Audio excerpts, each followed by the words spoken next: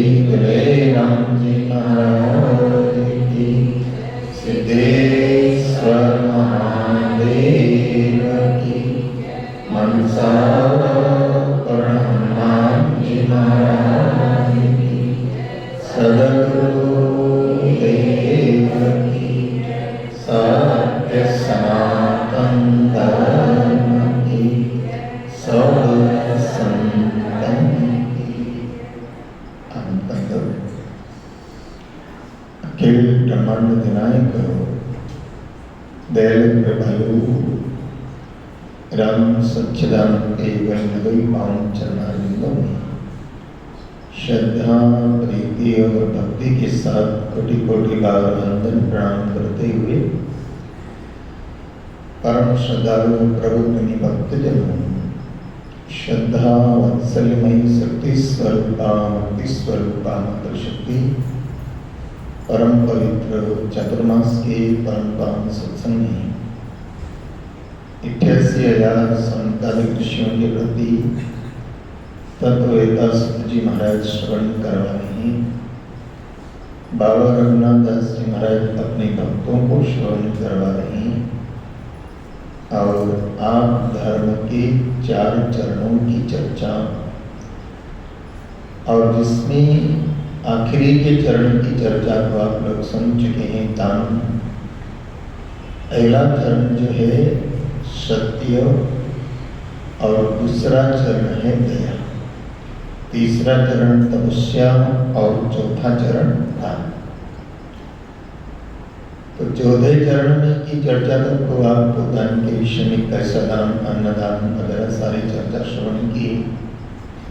सत्य के विषय में महाराज हरिश्चंद्र की कथा के माध्यम से आपने श्रवण किया और धर्म का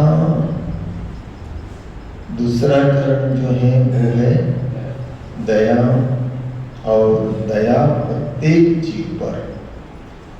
स्वामी जी महाराज के पावन सूत्रों की चर्चा भी पहले करी थी कि जिसे आत्मा अपनी ऋषि पार की जान, एको दर्द विचार के करिए नाही हान, तन कर मन कर वचन कर देतन को किसी को दुख, तन कर मन कर वचन कर देते न किसी को दुख, और तुलसी पातक झरत है देखत उल्टा मुख।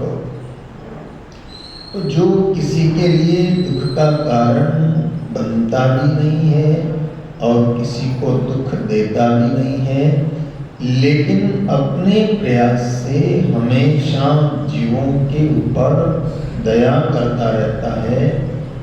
क्यों दया करता रहता है? क्योंकि वो भगवान की याद उसके हृदय में हमेशा बनी हुई है। तो कल आप श्री के प्रसंग को श्रवण कर रहे थे कि महाराज श्री की परीक्षा लेने के लिए देवराज इंद्र, जिनकी सभा में महाराज श्री की बहुत प्रशंसा हो रही है, और उस प्रशंसा को देवराज इंद्र सहन न कर सके और उन्होंने कहा कि मैं जाकर के देखता हूं कि शिवी कैसा धार्मिक है, कैसे जीवों की रक्षा करता है। यज्ञ यज्ञादि तो बहुत सारे लोग करते हैं, और अग्नि देवता को उन्होंने कबूतर का रूप धारण करवाया और स्वयं बाज पक्षी का रूप लेकर के उस कबूतर को झपटाते हुए यज्ञशाला में नर्मदा जी के किनारे पर पहुंच गए हैं। और वो कबूतर डर कर के और महाराज शिवी के गोदी में जाकर के बैठ गया है, और वो बाज पक्षी के रूप में देवराज इंद्र मनुष्य की भाषा बोलने लगे हैं। कई बार ऐसा होता है, आपने देखा होगा, गांव के लोग अच्छी तरह से जानते हैं कि रात्रि के समय में उल्लू मनुष्य की भाषा बोलता है। सुनी होगी अगर आपने, तो उल्लू भी कई बार होता है मनुष्य की भाषा बोलने लगता है। तो ऐसे विशेष परिस्थितियों में ऐसी घटनाएं घटित होती है। तोते को तो आपने मनुष्य की भाषा बोलते हुए देखा ही होगा, लेकिन कई जानवर भी मनुष्य की भाषा बोल सकते हैं, और मनुष्य भी कई जानवरों की भाषा। आप देखते नहीं, कई लोग ऐसे होते हैं कि ऐसी आवाज निकालेंगे कुत्तों की कि सारे मोहल्ले के कुत्ते इकट्ठे हो जाएंगे। हाँ, कई बार ऐसा होता है। कई लोग जो है वाघ की ऐसी आवाज निकालेंगे। हाँ, तो ये संभव है, इसलिए इस बात पर मत जाना कि बाज पक्षी मनुष्य की भाषा कैसे बोल रहा था। और दूसरी बात है कि वो कोई साधारण बाज तो था ही नहीं, वो तो देवराज इंद्र था, और देवराज इंद्र जो है वो बाज बन करके आया है। और यहाँ देवराज इंद्र बाज के रूप में महाराज शिवी को कहने लगा कि राजन मैं जानता हूँ आपकी बड़ी प्रशंसा मैंने सुनी है, और आप ऐसे राजा हैं कि आए हुए संतों का सम्मान करते हैं, स्त्रियों का सम्मान करते हैं, और आए हुए अतिथियों का सम्मान करते हैं। ध्यान देना मेरे भाई बहन, संतों का जितना सम्मान करना चाहिए उतना ही सम्मान अपने घर के अंदर रही हुई स्त्री का सम्मान भी करना चाहिए। इस शास्त्र का प्रमाण है कि जिस घर के अंदर नारी का सम्मान नहीं है, स्त्री का सम्मान नहीं है, तो उस घर के अंदर कभी भी लक्ष्मी का वास नहीं हो सकता। यत्र नारीयस्तु पूज्यन्ते रमन्ते तत्र देवता। इसीलिए हमारे यहाँ भगवती की पूजा फिर दिला देता हूँ यार, कितने दिन? 36 दिन वर्ष में। 9 चौक नवरात्रि कितनी होती है? 4 होती ना, तो 36 दिन तक नारी की भगवती की पूजा होती है। और ध्यान देना, सब सारे कार्यों के अंदर लक्ष्मी नारायण सीता, बोलो ना, सीता राम राधे श्याम, गौरी शंकर, बोलो ना, गौरी शंकर। तो ये सारा जो कुछ भी है, तो यहाँ बताया गया है कि राजन आप ऐसे राजा हो। वो बाज पक्षी बोल रहा है किसको? महाराज शिवी जो यज्ञ कर रहे हैं उनकी गोदी में वो कबूतर आके बैठ गया है। तो आप जो है संतों का सम्मान करने वाले हो, आप स्त्रियों का सम्मान करने वाले हो, और आप सबका पालन करने वाले हो, और आप किसी का गुण और अवगुण नहीं देखते हो। ये मैंने आपके बारे में सुना है। और हे महाराज श्री, आप अतिथियों का सम्मान करने वाले हैं, क्योंकि मातृदेवो भव तो है ही, पितृदेवो भव तो है ही, आचार्य देवो भव तो है ही, लेकिन अतिथि देवो भव। और उसके बाद में चौथा सूत्र और है परस्पर देवो भव। एक दूसरे को क्या समझो? देव समझो, परस्पर। परस्पर देवो भव। तो महाराज देखिए, आपकी गोदी में ये कबूतर आकर के बैठ गया है, और ये कबूतर मेरा भोजन है, ये मेरा भोजन है। मैं इसको कितनी दूर से रफ्ता करके और लेकर के आया हूँ, भगा करके लेकर के आया हूँ, और जहाँ मेरा शिकार का मौका था, और ये कबूतर आकर के आपकी गोदी में बैठ गया है। तो आप महाराज इस कबूतर को यहाँ अपनी गोदी से हटाइए, छोड़िए, जिससे कि मैं इसका भोजन कर सकूं। उस समय क्या काम, मैं बहुत भूखा हूँ महाराज, बहुत भूखा हूँ, मैंने कई दिनों से आहार ग्रहण नहीं किया है, और ये कबूतर आपके गोदी में आकर के बैठ गया है। तो महाराज शिवी कहने लगे कि हो आज ये कबूतर क्या है, दौड़ करके कहाँ आया है? मेरी गोदी में आया है, और मेरी शरण में आया है। और शरण में आए हुए व्यक्ति का अगर आप त्याग करते हैं तो कितना पाप लगता है, ये प्रभु श्री राम कह रहे रामायण के अंदर।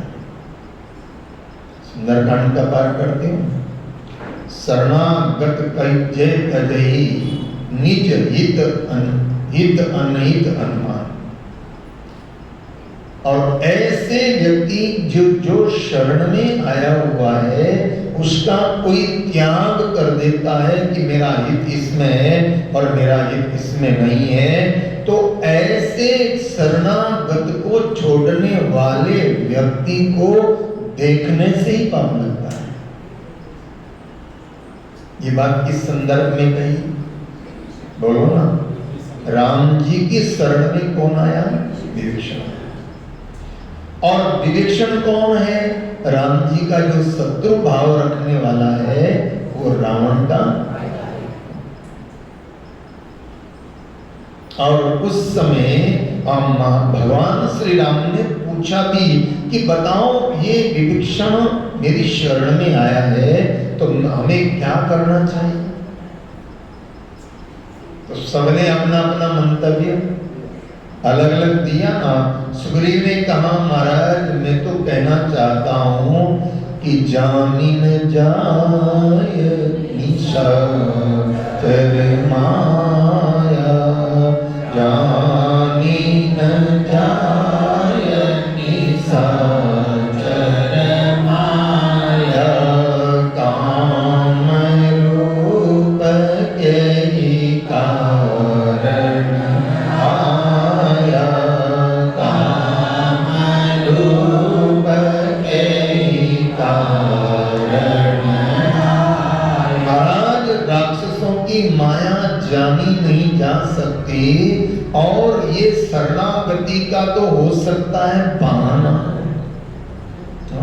और हमारे शत्रु ने अपने ही भाई को शरणागति का नाम लेकर के भेज दिया हो और भेद लेन आवा। ये हमारा भेद लेने के लिए आया है, हमारी जानकारी लेने के लिए आया है। इसलिए महाराज मेरे से अगर आप पूछते हो तो मेरा मंतव्य तो ऐसा है कि इसको बांध दो, बंदी बना दो। और बंदी बना करके जब युद्ध होगा और युद्ध का निर्णय हो जाएगा, हम जीत जाएंगे, उसके बाद में इसके बारे में निर्णय करेंगे कि इसका क्या करना चाहिए। उस समय मेरे प्रभु श्री राम ने क्या कहा कि हे सखा तुमने तो बात तो ठीक कही, लेकिन मेरा प्रण क्या है? शरणागत है, शरणागत वत्सल। क्या भगवान का एक नाम क्या है? हाँ? और रामचरण जी महाराज ने अपनी वाणी में शरणागति के लिए तो बहुत सुंदर कहा है कि हे प्रभु मैं आपकी शरण हूं। ध्यान देना, सबसे बढ़िया तरीका है, सबसे अच्छा तरीका है क्या हो जाओ? बोले शरणागत हो जाओ, सबसे बढ़िया तरीका। और शरणागत अगर हो गए तो फिर उसको चिंता, अपने को चिंता। रामचरण जी महाराज के बड़े प्यारे सूत्र प्रारंभ की प्रातः काल की प्रार्थना में कि शरणा की प्रतिपाल राम अब कीजिए और भवगुणत गहबा काढ़ मोहि लीजिए। तुम हो दीन दयाल दया करनालियो, परिहाराम चरण से राम विघन सब टालियो, परिहाराम चरण से राम विघन सब टालियो। हमने को और कुछ नहीं कहना है, भगवान से गुरु से क्या कहना है? महाराज हम आपके, और अब शरण में आए हुए को प्रतिपाल होगा। शरणागति प्रतिपाल राम अब कीजिए। मैं तो डूब रहा हूं, मैं तो डूब रहा हूं, भवउड़त गहबा, मैं तो डूब रहा हूं और मुझे तैरना भी, अब मुझे तैरना भी नहीं आता है और मैं डूब भी रहा हूं। तो महाराज मैं आपकी शरण में हूं, तो क्या करो? बोले गहबा, मेरा हाथ पकड़ लो। और ध्यान देना, भगवान का हाथ पकड़ना मत, भगवान को हाथ पकड़ा देना। क्यों? क्योंकि हम पकड़ने के लिए जाएंगे ना तो हो सकता है कि हमारी पकड़ दो।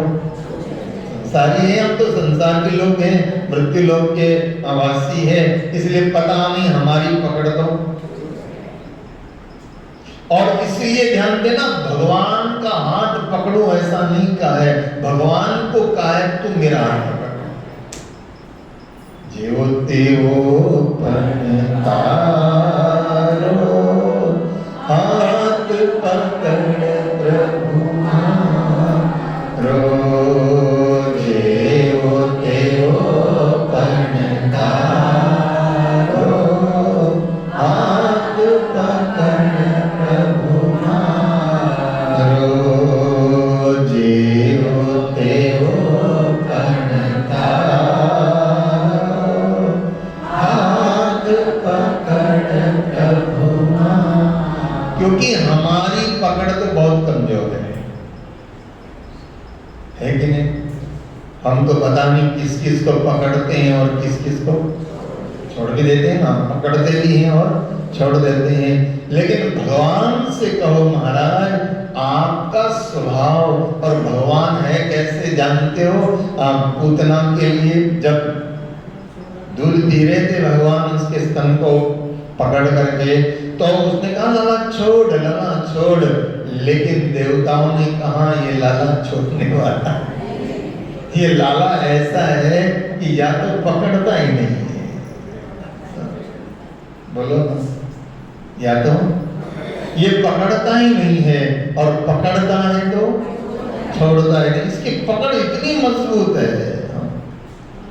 तो भगवान से शरणागति होकर के क्या कहना है कि ए मेरे प्रभु, मेरी पकड़ तो कमजोर है लेकिन तू पकड़ ले। जहाँ जाऊं ત્યાં कांटा वागे, जहाँ जाऊं ત્યાં कांटा वागे, वागे तो पण जाऊं आगे, वागे तो पण जाऊं आगे, करता खोटा विचारो, हाथ पकड़ प्रभु मारो, करता खोटा विचारो, हाथ पकड़ प्रभु मारो।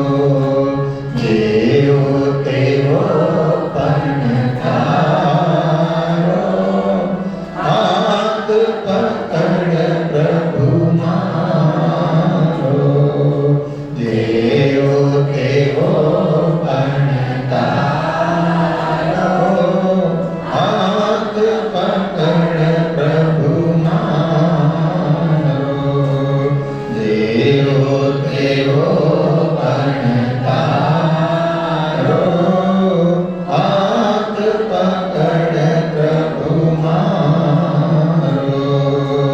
जेवो तेवो पण तारो, हाथ पकड़ प्रभु मारो। तो भगवान की शरणागति में जीव जब जाता है तो भगवान उसको छोड़ते नहीं, वो कैसा भी है, पापी है चाहे पुण्यात्मा है। तो ऐसे ही महाराज श्री कह रहे हैं कि ओ बाज, ये कबूतर क्या है? मेरी शरण है। और शरण में आए हुए व्यक्ति को कोई लोभ के वश या क्रोध के वश अगर उसको छोड़ देता है, क्रोध के वश भी छोड़ देता है कभी कई बार, ये शरण में तो मेरी आया है लेकिन इसको शरण देने से मुझे कुछ नुकसान हो सकता है, ऐसा हानि लाभ का चिंतन करके, और अगर कोई शरण में आए हुए व्यक्ति का त्याग करता है तो कहते हैं कि वो महापातकी है। एक बात और समझना जरा, शरण किसकी जाई जाती है? जिससे कुछ आशा हो। बराबर? निर्बल की शरण कोई जाता है क्या? भाई ये जानते कि मैं इसके पास जाऊंगा और इसको शरणागति करूंगा तो ये मुझे जरूर किसी ना किसी प्रकार से मदद करेगा। निर्बल समझ के थोड़ी जाता है कोई। भगवान की शरण में हम जाते हैं तो भगवान को सबल समझ के जाते हैं, गुरु की शरण में जाते हैं तो गुरु को सबल समझ के जाते हैं, ऐसे किसी बलवान की शरण में जाते हैं तो उसको बलवान समझ करके जाते हैं। तो महाराज शिवी कह रहे हैं कि मैं, ये मेरी शरण में आया है और इसको मैं कुछ भी प्रकार से छोड़ नहीं सकता, और चाहे मुझे कितना ही पाप लगे। वो कहने लगा, बाज कहने लगा, महाराज आपको मालूम नहीं है, अगर मेरा भोजन है और मुझे भोजन नहीं मिलेगा तो मैं मर जाऊंगा। बाज ने क्या कहा? अगर मुझे भोजन नहीं मिलेगा तो मैं मर जाऊंगा, और मैं मर गया तो मेरे पीछे पूरा परिवार मेरे शोक में मर जाएगा। बाज कह रहा है, वो इंद्र है बाज के रूप में, वो कह रहे हैं मेरा पूरा परिवार उस शोक में मर जाएगा, तो मैं मरूंगा उसका पाप, और मेरे शोक में जो मेरे परिवार वाले मर जाएंगे उन सब का पाप किसको लगने वाला है? लेकिन महाराज शिवी कहते हैं, देखो मैंने तो इस कबूतर को रक्षण का इसलिए अभय दिया है क्योंकि मैं तो हर प्राणी के अंदर जो है भगवान का दर्शन करता हूं, और इसकी रक्षा करके भी मेरा मन में भाव क्या है? परमात्मा का दर्शन करना, कि तेरा दर्श पाने को जी चाहता है, तेरा दर्श पाने को जी चाहता है, खुदी को मिटाने को, खुदी को मिटाने को जी चाहता है, तेरा दर्श पाने को जी चाहता है, तेरा दर्श पाने को जी चाहता है। पिला दो मुझे तुम मस्ती के प्याले, पिला दो मुझे तुम मस्ती के प्याले, कि मस्ती में आने को जी चाहता है, मस्ती में आने को जी चाहता है, तेरा दर्श पाने को जी चाहता है, तेरा दर्श पाने को जी चाहता है, खुदी को मिटाने को जी चाहता है, खुदी को मिटाने को जी चाहता है, तेरा दर्श पाने को जी चाहता है, तेरा दर्श पाने को जी चाहता है। उठे राम तेरे मोहब्बत का दरिया, उठे राम तेरे मोहब्बत का दरिया, मेरा डूब जाने को जी चाहता है, मेरा डूब जाने को जी चाहता है, तेरा दर्श पाने को जी चाहता है, तेरा दर्श पाने को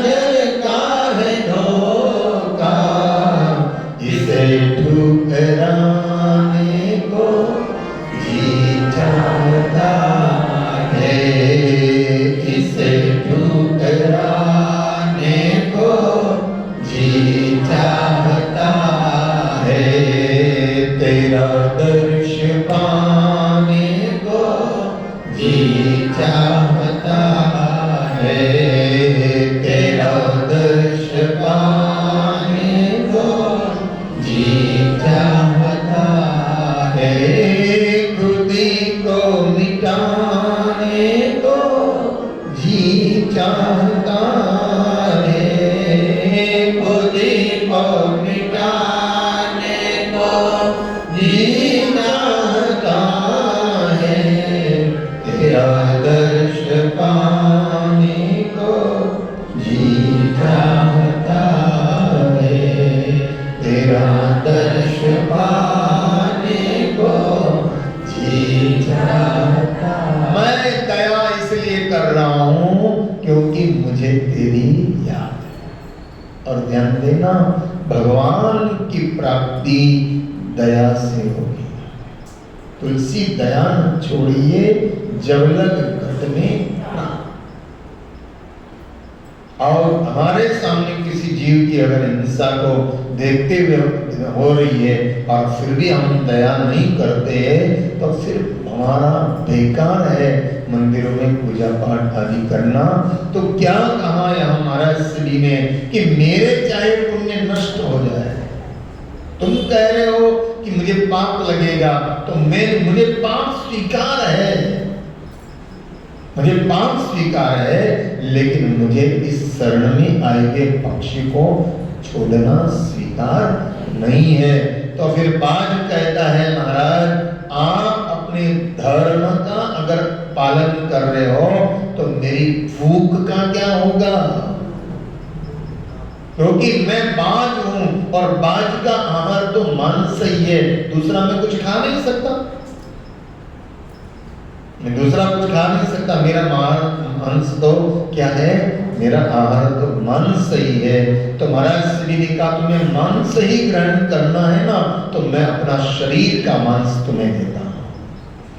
एक पलड़े के अंदर कबूतर को बिठा दिया और इस कबूतर का जितना वजन है उतना वजन मैं तुम्हें अपने शरीर से मांस काट के दूंगा। लेकिन वो कोई साधारण कबूतर तो था नहीं। कबूतर पलड़े में बैठा, महाराज श्री ने अपना शरीर में से थोड़ा तलवार से मांस काट करके उसमें रखा, थोड़ा रखा, फिर एक हाथ काट करके रख दिया, फिर भी नहीं हुआ, फिर और पांव से मांस निकाल करके रखा, फिर भी उस कबूतर के बराबर नहीं हुआ, क्योंकि वो तो अग्नि देवता और इंद्र देवता परीक्षा लेने के लिए आए थे। ऐसे शरीर में से काट काट के मांस महाराज श्री रखते गए, लेकिन वो कबूतर और ज्यादा भारी होता चला गया। तो महाराज श्री ने कहा अब तो क्या करूं, तो महाराज श्री खुद ही जाकर के पलड़े में बैठ गए, वो मेरे पूरे शरीर को खा लेगा। और उस समय देवराज इंद्र महाराज श्री के तप को, महाराज श्री के त्याग को, महाराज श्री के तपस्या, उसके दया को बर्दाश्त नहीं कर सके। धन्य हो, धन्य हो, धन्य हो। आकाश में से देवता लोग कुंडली बाजी बजाकर जय जयकार करने लगे, महाराज श्री आपकी जय हो। ये शरीर पूरा आपने तो, महाराज इंद्र भी असली रूप में आ गए, अग्नि देवता भी असली रूप में आ गए, आकाश मार्ग में देवता लोग भी आ गए। बोले कौन ऐसा व्यक्ति है जो अपने आप को मिटा देता है। लेकिन महादेवता लोग क्या कहने लगे, महाराज श्री आप तो क्या हो, आप तो भगवान हो।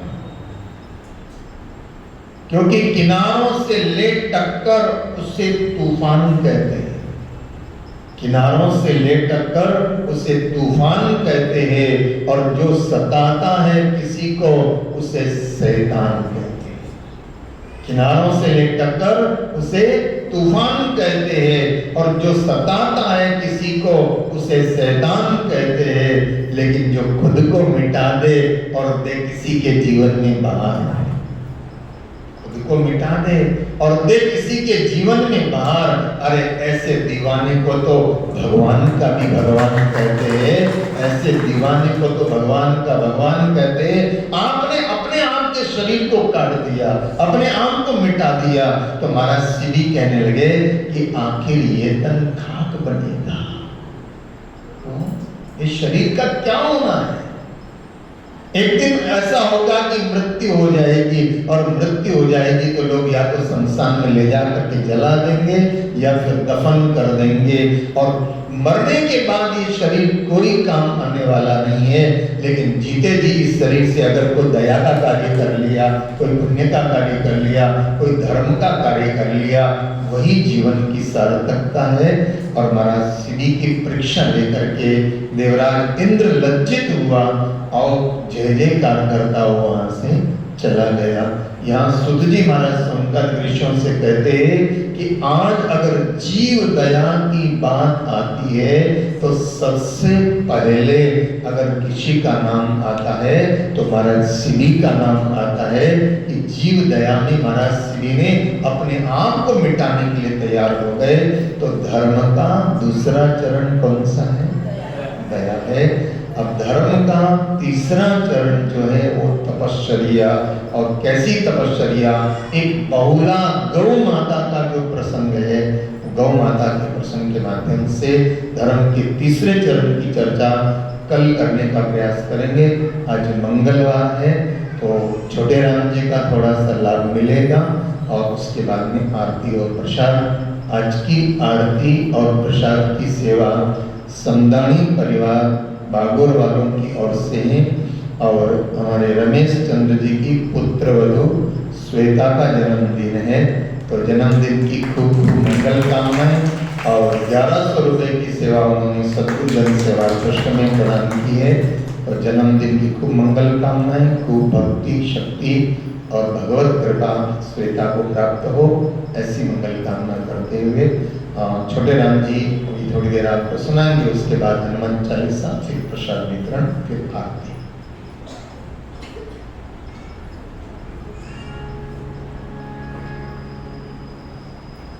सुख का सागर राम है, दुख का भंजनहार, राम चरण तजिए नहीं, बजिए बारंबार।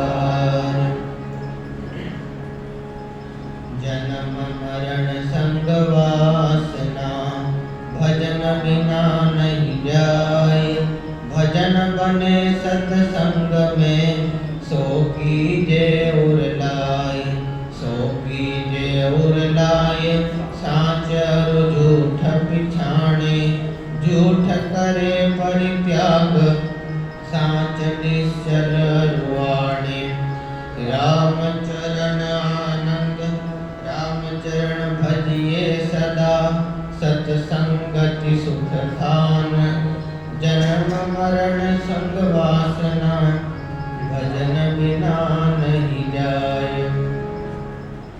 आनंद कंद अखिल ब्रह्मांड अधिनायक श्री राम सच्चिदानंद के चरणों में प्रणाम करते हुए रामस्नेही संप्रदाय के आद्याचार्य स्वामी जी श्री रामचरण जी महाराज के चरणों में प्रणाम करते हुए रामस्नेही संप्रदाय के द्वितीय आचार्य स्वामी जी श्री दुल्हेराम जी महाराज के चरणों में प्रणाम करते हुए मंच पर विराजमान गुरुदेव के चरणों में प्रणाम करते हुए आदरणीय श्रोताओं, भाइयों और बहनों, हम सब चातुर्मासीय सत्संग प्राप्त कर रहे हैं, और सत्संग की महिमा अनंत है, अपार है। सत्संग की महिमा को आज तक कोई भी नहीं कह पाया है। फिर भी जो बिरले संत हुए हैं, उन्होंने अपने अनुभवों के द्वारा जो कुछ भी उन्हें प्राप्त हुआ है, वह हमारे जैसे पापियों को तारने के लिए सत्संग की महिमा बताते हैं।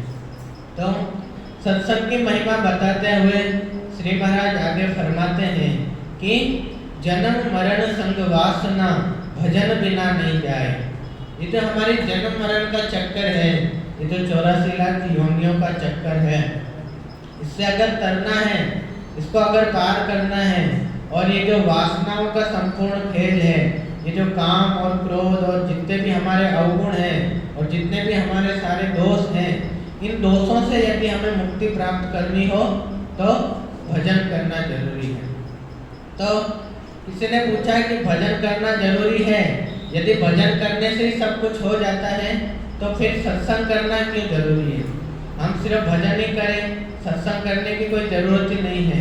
तब श्री महाराज आगे फरमाते हैं कि जन्म मरण संग वासना भजन बिना नहीं जाए, लेकिन भजन बड़े सत्संग में सो कीजे मन लाए। भजन के बिना जन्म मरण की वासनाएं तो नहीं मिटेगी, लेकिन अगर हम सत्संग नहीं करेंगे तो हमें भजन भी नहीं मिलेगा। तो यदि हमें राम नाम का भजन चाहिए, राम नाम चाहिए, और हमें उतना योग्य बनना पड़ता है। राम नाम हर किसी को नहीं प्राप्त हो जाता, और किसी को यदि राम नाम प्राप्त भी हो जाए और उसे उसका राम नाम का मूल्य ही नहीं पता हो तो उसका कोई फायदा नहीं है। जैसे किसी के हाथ में हीरा आ जाए और वो मात्र उसे एक पत्थर समझ ले और उसे बेच दे या पक्षियों को मारने के लिए फेंक दे, तो उसने हीरे को व्यर्थ ही गंवा दिया, क्योंकि उसे हीरे की कीमत ही नहीं पता। इसलिए यदि हमें राम नाम तो मिल गया लेकिन उसकी कीमत नहीं पता तो राम नाम मिलना भी व्यर्थ है। और हमें राम नाम कहाँ से मिलेगा? सत्संग में मिलेगा। तो हमें सबसे पहले क्या जरूरी करना है? सत्संग करना जरूरी है। एक बार एक किसान एक संत के पास में गया और जबरदस्ती गुरुजी को कहने लगा कि मुझे अपना शिष्य बनाओ, शिष्य बनाओ। तो गुरुजी ने कहा कि रुको, अभी थोड़े दिन सत्संग करो, सत्संग करने के बाद में मैं तुम्हें अपना शिष्य बनाऊंगा। तो किसान नहीं माना, नहीं मुझे तो आप अभी के अभी शिष्य बनाइए। तो गुरुजी ने कहा, गुरुजी के पास में एक थैली में थोड़े से बीज रखे हुए थे। तो गुरुजी ने कहा कि ये बीज लो और जाकर के और अपने अभी खेत में बो दो, और जब ये बीज में से फसल आ जाएगी तब मैं तुम्हें अपना शिष्य बना लूंगा। तो किसान ने कहा कि ये बीज मैं अभी नहीं बोऊंगा, अभी तो भरी गर्मी का मौसम है, और यदि मैं अभी बीज बो दूंगा तो बीज उसमें से फसल नहीं आएगी, इसलिए मैं अभी बीज नहीं बोऊंगा। तो फिर गुरुजी ने पूछा कि तू बीज कब बोएगा? बोले 1 महीने बाद में बरसात आ जाएगी, उसके बाद में मैं आपके बीज बो दूंगा। 1 महीने बाद किसान फिर गुरुजी के पास आया और फिर कहने लगा कि मुझे अपना शिष्य बनाओ। तो गुरुजी ने कहा कि लो ये ले जाओ बीज, और मेरी जब इसमें बीज में से फसल उग आए तब मैं तुम्हें अपना शिष्य बना लूंगा। तो उसने कहा कि अभी तो फसल नहीं उग सकती। क्यों? बोले अभी तो मेरे खेत में पहले से ही दूसरी फसल उग रही है, और जब तक ये फसल नहीं कटेगी तब तक मैं दूसरे बीज नहीं बो सकता, इसलिए पहले मुझे वो फसल कटने दो। तो गुरुजी ने कहा कि अब इसमें कितना समय लगेगा? बोले 1 महीना और लगेगा। 1 महीने बाद गुरुजी उस किसान के खेत में गए और कहा कि फसल कट गई? बोले हाँ कट गई। लो अब ये बीज लो, अब इसको बो दो। तो उसने कहा अब भी बीज नहीं बो जा सकते। बोले अब बीज क्यों नहीं बो सकते? बोले मैंने फसल तो काट ली, लेकिन बरसात की वजह से खेत में वापस हरी हरी घास आ गई है, इसलिए बीज बोने के लिए पहले घास हटानी जरूरी है। तो कहा कि अब कितना समय लगेगा? बोले 1 हफ्ते बाद आप वापस आना। 1 हफ्ते बाद गुरुजी आए तो कहा कि अब बीज बो सकते हैं? बोले अभी बीज नहीं बो सकते, क्योंकि मैंने फसल तो हटा ली और हरी घास भी हटा ली, लेकिन अभी पिछली फसल उस पर उगाई है तो जमीन को ऊपर नीचे करना पड़ेगा। तो कहा अब इसमें कितना समय लगेगा? कि अभी इसमें 1 हफ्ता और लगेगा। तो गुरुजी 1 हफ्ते बाद फिर आए तो किसान को कहा कि अब फसल उग सकती है? बोले हाँ अब फसल उग सकती है। तो ऐसे ही गुरुजी ने कहा कि जब मैं तुम्हें दीक्षा क्यों नहीं दे रहा हूँ, क्योंकि तुम्हारे में अभी तो वासना की गर्मी है, क्रोध की गर्मी है, और उसके बाद में तुम्हारे अंदर कामनाओं की फसल उगी हुई है, और जो संसार से मोह रूपी घास उगा हुआ है, जब तक ये मोह रूपी घास नहीं कटेगा और संसार से मोह रूपी फसलें नहीं कटेगी, तब तक तुम्हें राम नाम नहीं दिया जा सकता। तो ऐसे ही यदि हमें राम नाम प्राप्त करना हो तो उसके लिए हमें योग्य बनना पड़ता है। उसके लिए हमारे जो मन की खेती है उसको साफ करना पड़ता है, उसमें कीटनाशक डालना पड़ता है, उसके ऊपर जो हरी घास उग रखी है, जो हमारे पहले के अंधविश्वास उग रखे हैं और जो मान्यताएं उग रखी है, उन सब मान्यताओं को हटाना पड़ता है। इसलिए श्री महाराज फरमाते हैं कि हमें सत्संग में जाते हैं तो क्या होता है, भजन प्राप्त होता है। इसलिए सबसे पहले सत्संग जरूरी है। और सो कीजे मन लाए साँच अरु झूठ पिचाने। श्री महाराज आगे फरमाते हैं कि सत्संग करने से क्या होता है कि हमें साँच और झूठ में अंतर प्राप्त होता है। अभी तो हमें अध्यात्म और संसार के बारे में कुछ भी नहीं पता, इसलिए क्या सच है और क्या झूठ है हम नहीं पहचान सकते। लेकिन जैसे कि अभी हमारे हाथ में 2 नोट पड़े हैं, एक 2000 के 2 नोट पड़े हैं, तो हमें पता है कि कौन सा नोट असली होता है और कैसा नोट नकली होता है। अब दोनों जो असली नकली नोट होते हैं वो दिखने में तो बराबर होते हैं, लेकिन उसमें फर्क क्या होता है कि जो अलग अलग प्रकार के फर्क होते हैं। जैसे नकली नोट में एक तरफ गांधी जी दिखते हैं और एक तरफ नहीं दिखते, एक मतलब दोनों तरफ दिखते हैं, और नकली में नहीं दिखते। तो हम पहचान करने के लिए क्या यूज करते हैं कि कोई नोट हमारे हाथ में आता है तो उसको हम यूँ देखते हैं कि उसमें गांधी जी दिख रहे हैं कि नहीं दिख रहे हैं। उसमें जो साइकिल होती है, साइकिल की गिनती करते हैं, और भी बहुत सारी चीजें होती है जिससे हमें झूठ और सच की पहचान होती है।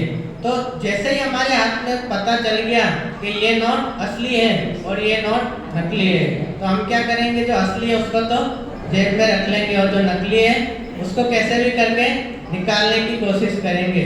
तो ऐसे ही श्री महाराज ने आगे कहा कि साँच और झूठ पिचाने, झूठ करे परित्याग, साँच निश्चय और आने।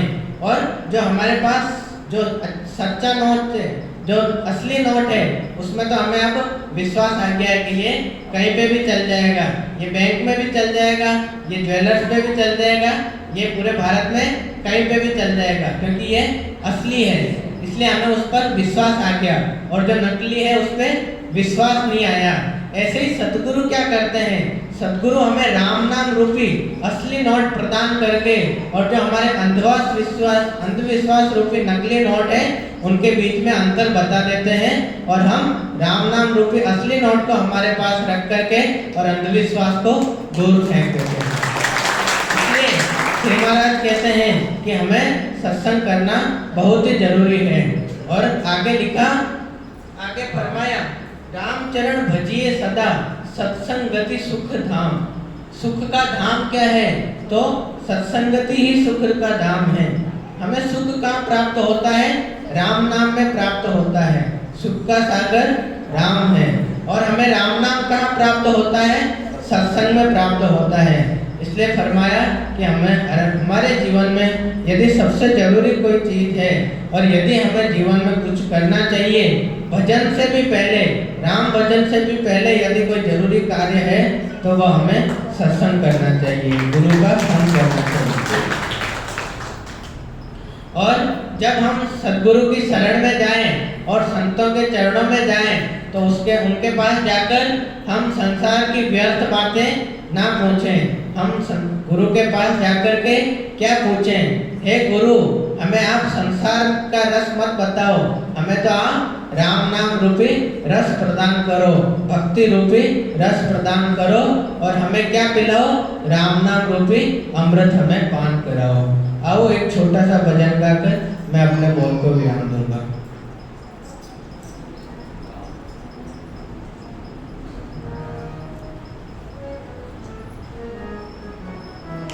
पिला दे ओ दाता राम नाम की मस्ती, पिला दे ओ दाता राम नाम की मस्ती।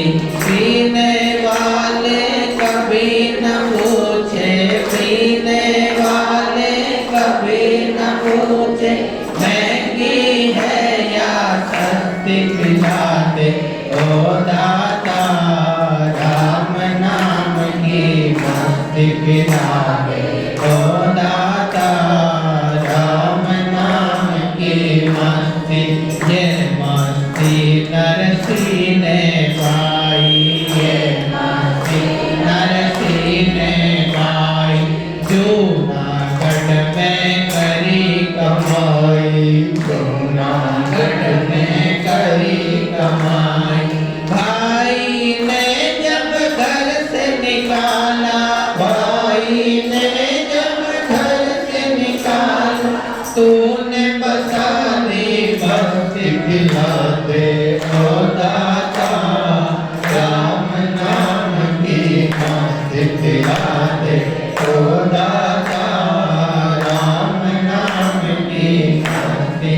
पीने वाले कभी न पूछे, पीने वाले कभी न पूछे, महंगी है या सस्ती पिला दे ओ दाता, राम नाम की मस्ती पिला दे ओ दाता, राम नाम की मस्ती। ये मस्ती कर माने पाई, ये मस्ती कर माने पाई, खिचड़ो दाल थाली ले आई, खिचड़ो दाल थाली ले आई। आकर खाना भोग लगायो, आकर खाना भोग लगायो, कहती हंसती हंसती खिला दे ओ दाता, राम नाम की मस्ती पिला दे ओ दाता, राम नाम की मस्ती। पीने वाले कभी न पूछे, पीने वाले कभी न पूछे, महंगी है या सस्ती पिला दे ओ दाता, राम नाम की मस्ती पिला दे ओ दाता, राम नाम की मस्ती। ये मस्ती मीरा ने पाई, ये मस्ती मीरा ने पाई, गुड़ पे उसने कलंक लगाई, गुड़ ने उस पे कलंक लगाई। तेरे कारण है योगेश्वर, तेरे कारण है योगेश्वर, मिटा दे अपनी हस्ती पिला दे ओ दाता, राम नाम की मस्ती पिला दे ओ दाता, राम नाम की मस्ती। पीने वाले कभी न पूछे, पीने वाले कभी न पूछे, महंगी है या सस्ती पिला दे ओ दाता, राम नाम की मस्ती पिला दे ओ दाता, राम नाम की मस्ती। ये मस्ती तुलसी ने पाई, ये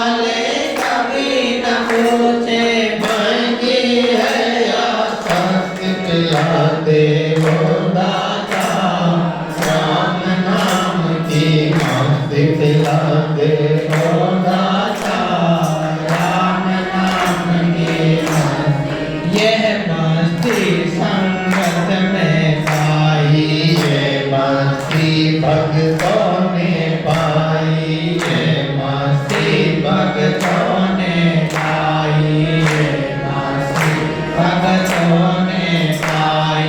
घर को छोड़ यहाँ चल आई, घर को छोड़ यहाँ चल आई। इस मस्ती में राम सुमर के, इस मस्ती में राम सुमर के पार लगा लो कार्तिक ला दे ओ दादा, राम नाम की मस्ती पिला दे ओ दादा, राम नाम की मस्ती। पीने वाले कभी न पूछे, पीने वाले कभी न पूछे, महंगी है या सस्ती पिला दे ओ दादा, राम नाम की मस्ती पिला दे ओ दादा, राम नाम की मस्ती पिला दे।